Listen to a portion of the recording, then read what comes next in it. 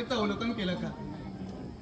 बंधू भगिनीचे प्रेम पाहून हे पशुपक्षी एकसारखे गिरट्या घालताय. हो ना. एक पक्षी फारच उत्साही दिसतोय.